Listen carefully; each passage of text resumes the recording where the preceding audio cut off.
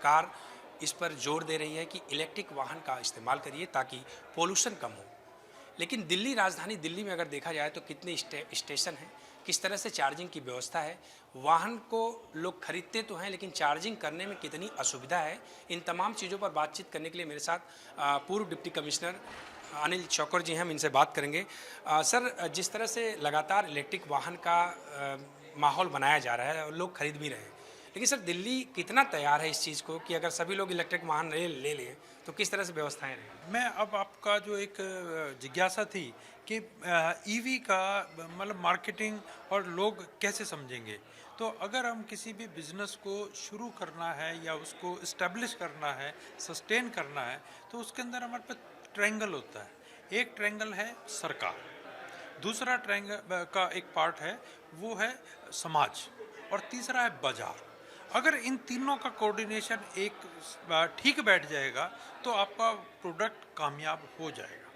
और आज की तारीख में जो हमारा इलेक्ट्रिकल व्हीकल्स का जो यात्रा शुरू हुई है, वो यात्रा एक तरह से फॉर्मल यात्रा हमारी अगस्त 2020 से हुई, जब हमने दिल्ली सरकार ने इलेक्ट्रिकल व्हीकल पॉलिसी जारी की।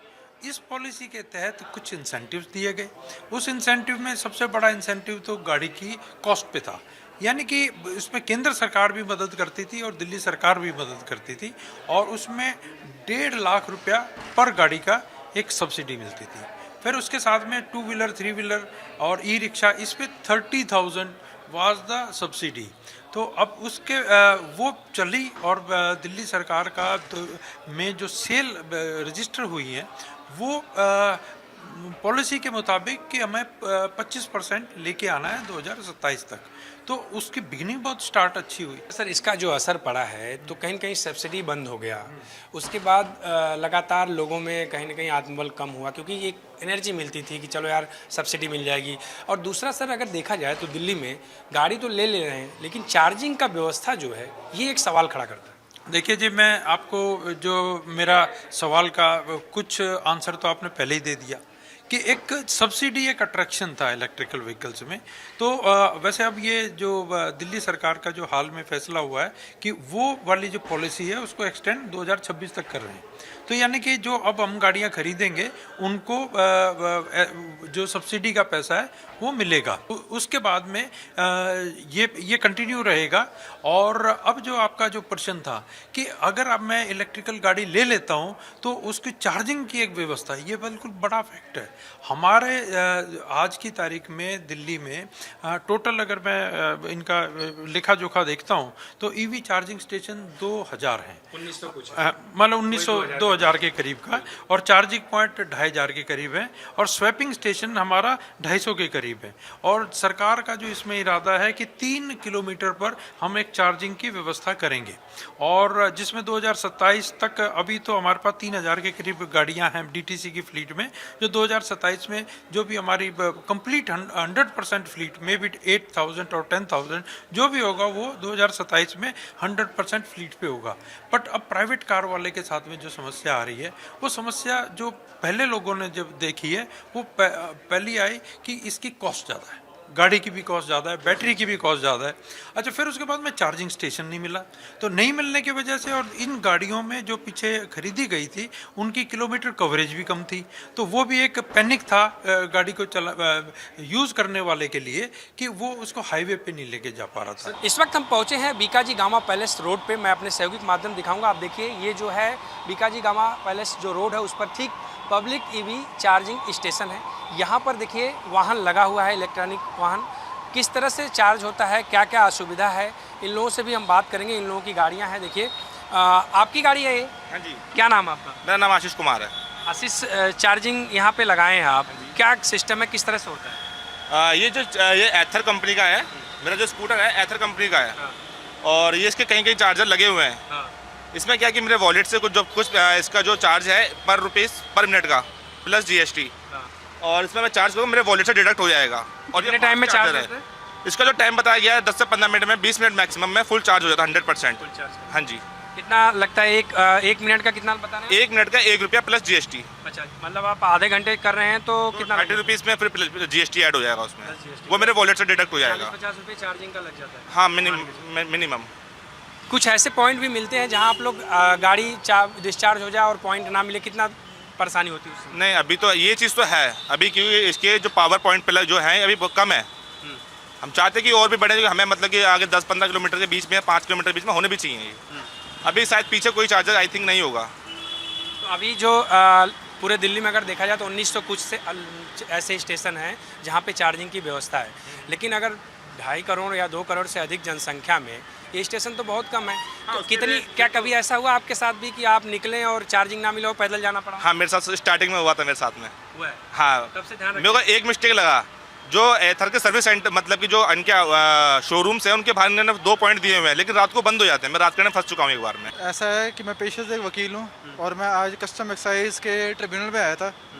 तो मुझे अब जाना तो है, द्वारका दूर है यहाँ से, तो रेंज हो नहीं पाएगी। अब हमें असुविधा ये आती है कि चलो एथर ने तो अच्छा काम करा है, उन्होंने चार्जर दे दिया, पर ओला ने आज तक कोई चार्जर नहीं दिया।